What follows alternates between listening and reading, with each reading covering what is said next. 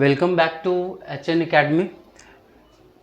हम लोगों ने पहला और दूसरा क्लास कंप्लीट कर लिया है। पहले क्लास में हम लोगों ने क्वेश्चन नंबर 1 से लेके 8 और दूसरे क्लास में क्वेश्चन नंबर 8 to 15 तक कंप्लीट किया। हम लोग प्रीवियस ईयर क्वेश्चन सेट लगा रहे हैं, जिस BSEB के क्वेश्चन सीरीज में चल रहा है। इसी सीरीज को आगे बढ़ाते हुए आज हम लोग क्वेश्चन नंबर 16 से आगे बढ़ेंगे। 1 से लेके 15 तक हम लोगों ने कर लिया है। देखिए क्वेश्चन नंबर 16, यदि बहुपद x² plus ax minus b के शून्यक एक दूसरे के व्युत्क्रम हो तो b का मान क्या होगा, यानी b का वैल्यू हमें निकालना है। अब इसमें ऑप्शन दे रखा है a = 2, b = 1, c = -1, d = a। काफ़ी आसान क्वेश्चन है ये। हमने आपको पहले भी बताया है क्लास में कि x² plus ax minus b, अगर कोई भी बहुपद है, बहुपद अगर पॉलिनोमियल है मतलब रैखिक बहुपद है तो उसका एक शून्यक होगा। द्विघात बहुपद है तो उसका 2 शून्यक होगा। त्रिघात है तो 3 शून्यक होगा। यहाँ पे क्योंकि ये द्विघात बहुपद है, इसका पावर x का पावर स्क्वायर यानी 2 है, इसलिए ये द्विघात बहुपद है। इसका अर्थ यह हुआ कि इसका शून्यक टोटल 2 होगा। अब अगर इसे हम लोग सॉल्व करेंगे तो शून्यक एक अल्फा हम लोग कहते हैं और दूसरे शून्यक को बीटा कहते हैं। प्रश्न के हिसाब से कहा जा रहा है कि एक शून्यक दूसरे का व्युत्क्रम है। तो इस क्वेश्चन में हम लोग एक चीज मान कर चलते हैं। माना कि पहला शून्यक अल्फा है तो दूसरा शून्यक क्या हो जाएगा। प्रश्न के हिसाब से कहा गया है कि पहला शून्यक एक दूसरे शून्यक का व्युत्क्रम है। व्युत्क्रम का अर्थ होता है 1/। और अगर डिजिट हमें कहा जाएगा कि 2 है तो 2 का व्युत्क्रम की अगर हम लोग बात करें तो 1/2 हो जाएगा। 3 की बात की जाए कि 3 का व्युत्क्रम क्या है तो 1/3 हो जाएगा। उसी तरह अगर हमने पहला शून्यक को अल्फा माना तो दूसरा शून्यक इसका व्युत्क्रम है। इसका अर्थ यह हुआ कि दूसरा शून्यक 1/अल्फा हो जाएगा। अब यहाँ पे क्वेश्चन के अनुसार हम लोग चलते हैं।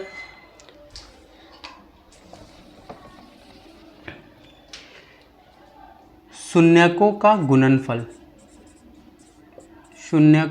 गुणनफल, एक फॉर्मूला मैंने आप लोगों को बताया था। शून्यकों का गुणनफल बराबर होता है c/a।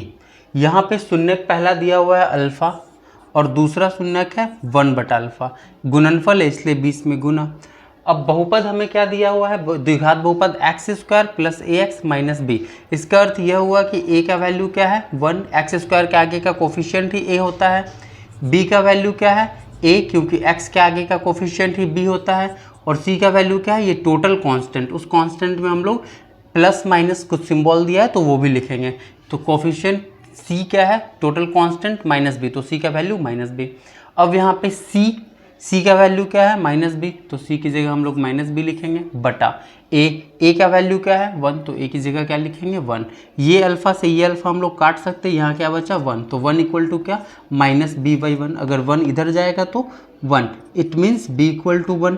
माइनस इधर डिस्प्लेस करेंगे हम लोग तो b = -1। इसका अर्थ यह हुआ कि b का वैल्यू क्या आया -1। ऑप्शन में दे रखा है ऑप्शन नंबर सी। इसका अर्थ यह है कि इसका उत्तर c-1 होगा। अगला प्रश्न संख्या 17, यदि समीकरण ax² plus bx plus c बराबर 0 के मूल समान है तो मूल का मान क्या होगा वो हमें निकालना है। ऑप्शन दे रखा है पहला -b/a, -b/2a, b/2a, a/b। काफ़ी आसान क्वेश्चन है ये भी। पहले हम लोग इक्वेशन लिखेंगे जो इक्वेशन दे रखा है ax² plus bx plus c = 0। इसमें अगर हम लोग बात करें कि a क्या है तो x² के आगे का कोफिशिएंट a, यानी a का वैल्यू a ही है। b क्या है तो x के आगे का कोफिशिएंट, इसका अर्थ b है। c क्या है तो कोफिशिएंट यहाँ टोटल c ही दिया हुआ है तो c है। ये क्योंकि द्विघात समीकरण के रूप में तो a b c तीनों सेम हो गया। अब हमें क्वेश्चन में एक बात और कह रखा है, प्रश्न से क्या कह रखा है कि मूल समान है। अगर हम लोग मानते हैं, माना कि द्विघात बहुपद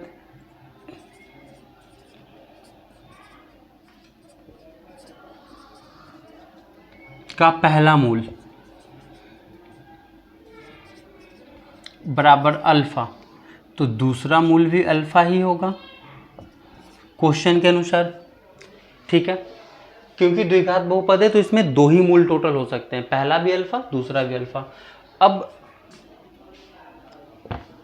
शून्यकों का योग, शून्यकों का योगफल का फॉर्मूला आपने पढ़ा है -b/a, प्रीवियस क्लास में भी मैंने बताया था। यहाँ पे शून्यक क्या है, पहला अल्फ़ा और दूसरा भी अल्फ़ा, क्वेश्चन के अनुसार क्योंकि दोनों मूल इक्वल है शून्यक को ही मूल कहा जाता है, बराबर -b/a। तो अल्फ़ा और अल्फ़ा अगर हम लोग जोड़ेंगे तो क्या हो जाएगा, 2α, 2α इक्वल टू -b/a। अगर हम लोग इस 2 को इधर लेके जाएंगे तो अल्फ़ा का वैल्यू क्या, -b/2a, 2 इधर आएगा तो यही हमारा मूल है, यही हमारा शून्यक है। इसका अर्थ क्या हुआ, अल्फ़ा इक्वल टू -b/2a। कहाँ है -b/2a, ऑप्शन नंबर 2 करेक्ट। अगला प्रश्न, प्रश्न संख्या 18, x + 2 x - 2 = 5 के मूल निम्नलिखित में से कौन से हैं, यानी इसके भी हमें मूल ही निकालना है। एक फॉर्मूला आप लोगों ने पढ़ा होगा, a + b और a - b, इसका फॉर्मूला होता है a² - b²। इस फॉर्मूला का यूज़ अभी हम लोग करेंगे क्योंकि इक्वेशन ही हमें उस फॉर्म में दे रखा है, x + 2 और x - 2 = 5 है। इसका अर्थ यह हुआ, ये a है ये b है, तो a + b into a - b। इस फॉर्मूला को हम लोग कैसे यूज करेंगे, a का स्क्वायर माइनस b क्या है 2, तो 2 का स्क्वायर, 2 का स्क्वायर इसका मतलब क्या हुआ 4, क्योंकि 2 का स्क्वायर 4 होता है, बराबर 5। तो x² बराबर -4 इधर जाएगा तो 5 + 4 क्या हो जाएगा 9। तो x इक्वल टू क्या हो जाएगा √9।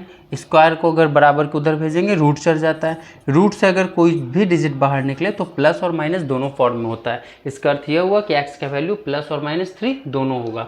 इसका उत्तर बी नंबर करेक्ट होगा। इस क्वेश्चन को बनाने का दूसरा तरीका भी हो सकता था, क्योंकि मूल हम लोग निकाल रहे हैं तो शून्यक में जब भी इक्वेशन को हम लोग सॉल्व करेंगे, इस इक्वेशन को सॉल्व करेंगे तो पूरा सॉल्व होने के बाद इसका वैल्यू 0 के बराबर हो जाएगा। अगर आप इस इक्वेशन में 3 पुट करेंगे तो भी ये 0 हो जाएगा। जैसे देख लीजिए 3 + 2 5 और 3 - 2 1, तो 5 × 1 क्या 5, तो 5 = 5 हो गया, ये सेटिस्फाई कर गया। इसका मतलब यही हुआ कि 3 सही होगा। अगर आप लोग 5 को इधर ले आएंगे तो 5 - 5 0 हो जाएगा। जैसे देख लीजिए x + 2 और x - 2 = 5 है। हमारा उत्तर बी आया है 3, तो 3 मान लीजिए हम लोग पुट करते तो 3 और 2 कितना 5, 3 में से 2 गया तो कितना 1, तो ये क्या हो गया 5 × 5 यानी 5 बराबर 5। ये इक्वेशन सेटिस्फाई कर गया 3 पे। अगर आप 5 को इधर भी ले आते हैं तो 5 - 5 = 0, तो 0 बराबर 0 होगा। आगे भी शून्य वेरीफाई कर रहा है। -3 भी आप लोग पुट करेंगे तो -3, अगर इस इक्वेशन में माइनस पुट करते तो -3 + 2 ये हो जाएगा। यहाँ भी -3 पुट करते तो -3 और -2 ये हो जाएगा इक्वल टू में 5। तो 2 में से अगर 3 सब्ट्रैक्ट करेंगे -1, -3 और -2 क्या होता है -5 इक्वल टू में 5, माइनस और माइनस क्या प्लस, तो 5 × 1 क्या 5, 5 = 5। यहाँ 5 को इधर लेके आएंगे तो 5 - 5 = 0, 0 बराबर 0। इसका अर्थ यह हुआ कि 3 और -3 दोनों वेरीफाई कर रहा है। दोनों तरीके से आप लोग बना सकते हैं। अगला प्रश्न, प्रश्न संख्या 19, यदि किसी द्विघात बहुपद px का वैल्यू x² + bx + c के शून्यक 6 और -2 हो तो b और c का मान हमें ज्ञात करना है कि क्या होगा। शून्यक, पहले इक्वेशन जो दिया है वो लिख लेते हैं। px का वैल्यू दे रखा है x² + bx + c, और साथ में यह भी कहा गया है कि इनके शून्यक 6 और -2 है। इसका अर्थ यह हुआ कि अगर इस इक्वेशन में हम लोग इसकी जगह x की जगह 6 रखते हैं तो ये पूरा इक्वेशन 0 बन जाएगा, या फिर उसकी जगह -2 भी रखते हैं तो भी यह इक्वेशन पूरा 0 बन जाएगा।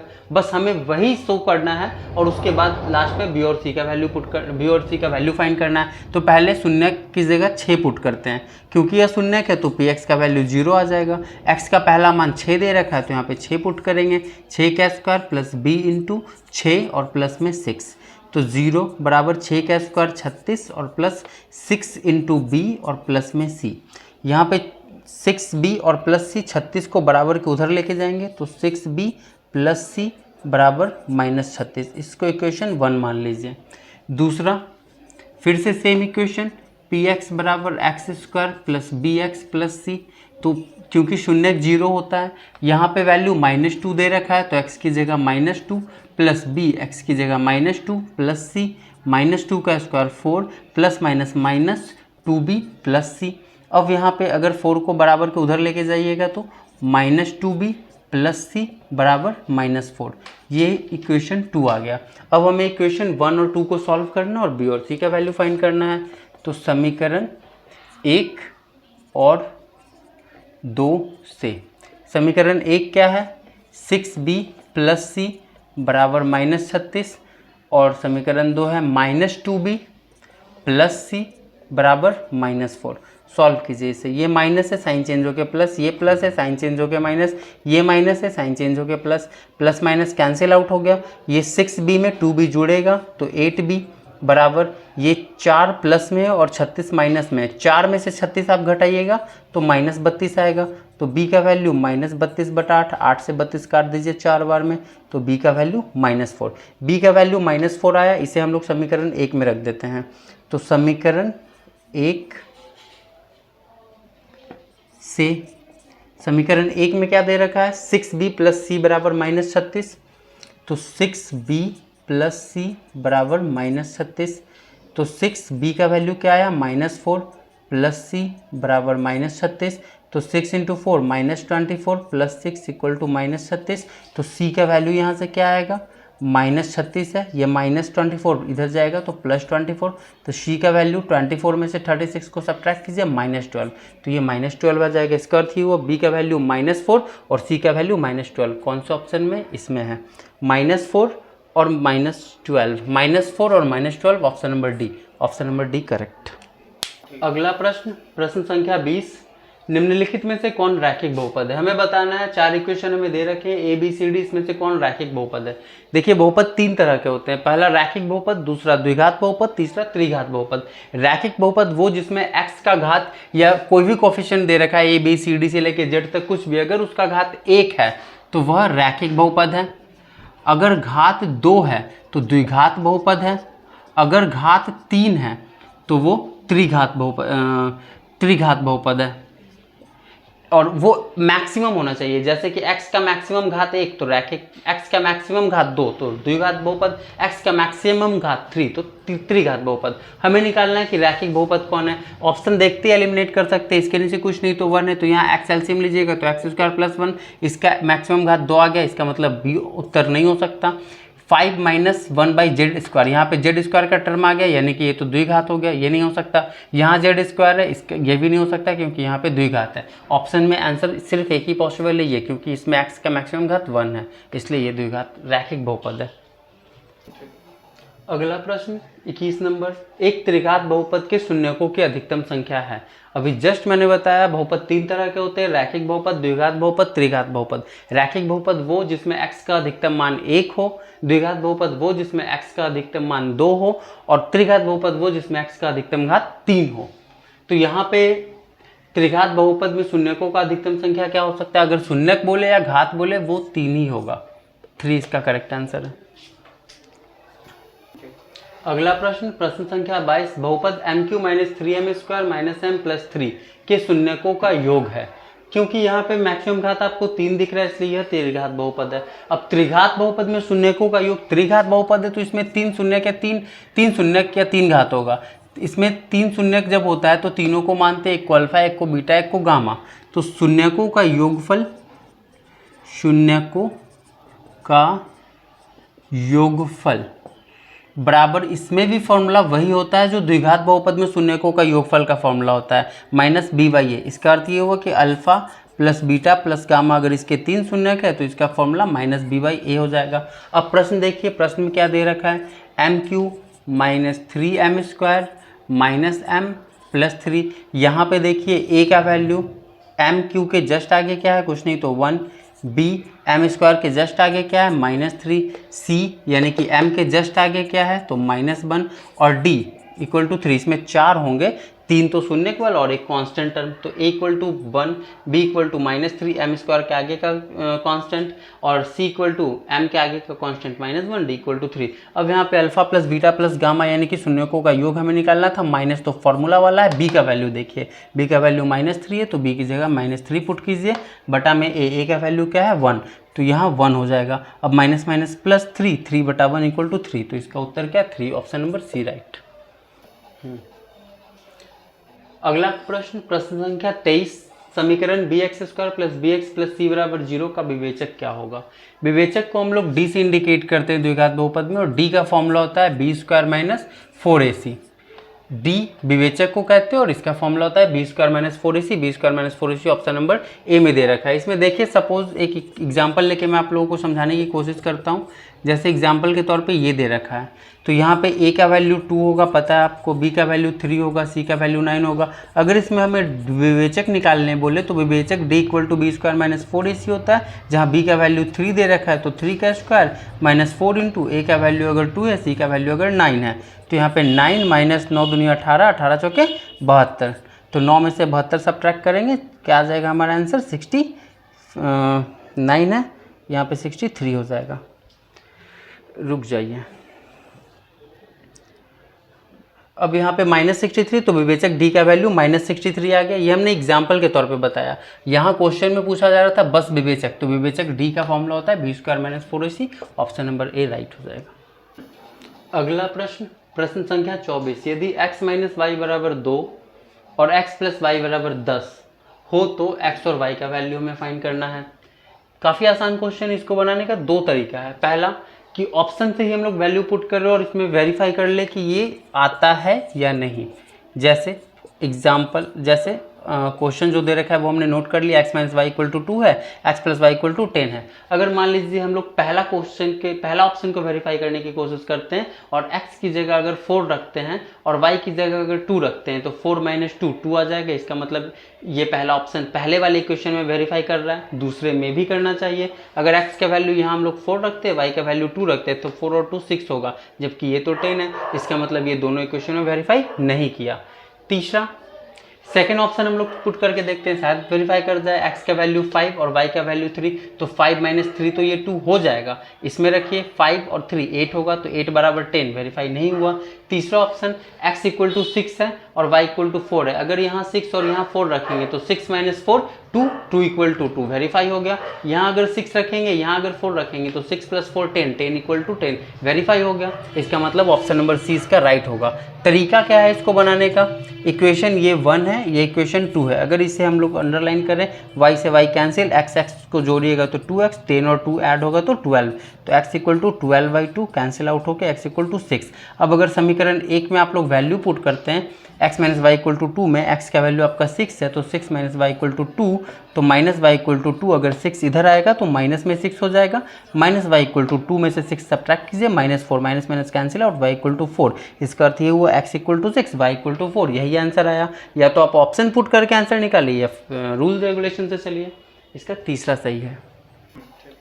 अगला प्रश्न, प्रश्न संख्या 25, यदि 5 a, b और 11 समांतर श्रेणी में हो तो a प्लस बी का मान ज्ञात करना है हमें। यहाँ से टर्म चेंज हुआ है, समांतर श्रेणी अब स्टार्ट हुआ है क्वेश्चन में।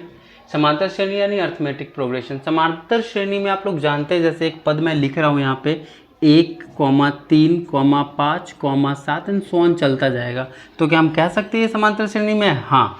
क्यों? क्योंकि 1 के बाद 3, 2 का गैप, 3 के बाद 5, 2 का गैप, 5 के बाद 7, 2 का गैप, यानी सारे पद में 2 का गैप है। मतलब इन दोनों के बीच का अंतर अगर समान होता है हम लोग समांतर श्रेणी में उसे लेते हैं। जैसे अगला इक्वेशन अगर 11 होता, ये उसके बाद 11 के बाद 16 होता, 16 के बाद 21 होता, 21 के बाद 26 होता, तो देखिए गैप 11 5 16, 16 5 21, 21 5 26, तो इसके बीच का भी तो सार्वंतर बराबर है, ये भी समांतर श्रेणी में। उसी तरह से क्वेश्चन हमें दे रखा है 5, a, b, 11 और ये कहा गया है कि ये समांतर श्रेणी में है। इसका अर्थ यह हुआ कि इन सब के बीच का गैप बराबर है। अगर आप ये सोच पाते हैं कि गैप क्या होगा तो आपका आंसर वैसे ही मिल जाएगा। सोचिए 5 के बाद a के बाद b के बाद 2, अगर हम सोचते हैं कि यहाँ 2 का गैप है तो 5 के बाद अगला क्या 7, 7 के बाद अगला क्या 9, तो 9 के बाद अगला क्या 11, तो 5 और 2 7, 7 और 2 9, 9 और 2 11।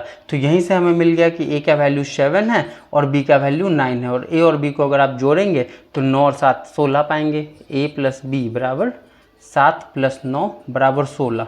ये तो तरीका हुआ बनाने का, लेकिन इसका मेथड क्या है, मेथड पे भी बात करते हैं।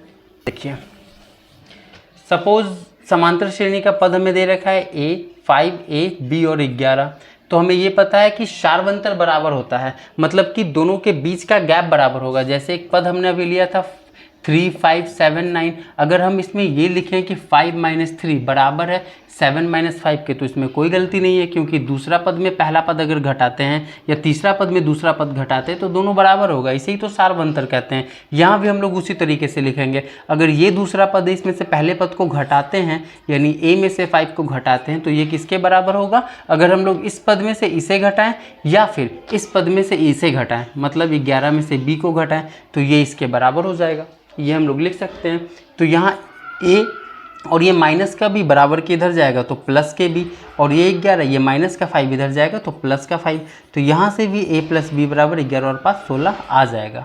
जैसे अगर हम लोग यहाँ 7 - 5 ना लिख के 9 - 7 लिखते तो भी कोई दिक्कत नहीं होता। इसका मतलब ये टर्म और ये टर्म आपस में बराबर है, ये टर्म और ये टर्म, सारे टर्म आपस में बराबर है, क्योंकि सारवंतर बराबर है। इसलिए हमने सेकंड टर्म में से फर्स्ट टर्म को घटाया और इसको बराबर किया, फोर्थ टर्म में से थर्ड टर्म को घटा के a + b का वैल्यू फाइंड हो गया। इसलिए इसका उत्तर ऑप्शन नंबर डी 16 राइट है। अगले क्लास में आज हम लोग प्रश्न संख्या 25 तक ही देखेंगे। अगले क्लास में इसी सीरीज को आगे बढ़ाते हुए हम लोग 25 से क्वेश्चन को कंटिन्यू करेंगे। 25 से जब सीरीज 100 तक कंप्लीट हो जाएगा तब हम लोग चैप्टर वाइज आगे बढ़ेंगे। जैसे मेंसुरेशन, अलजेब्रा, ट्रिगो, जो चैप्टर है सब चैप्टर को डीपली फॉर्मूला वाइज अच्छे तरीके से कंप्लीट करवाई जाएगी। ठीक है, आज के लिए बस इतना ही। धन्यवाद।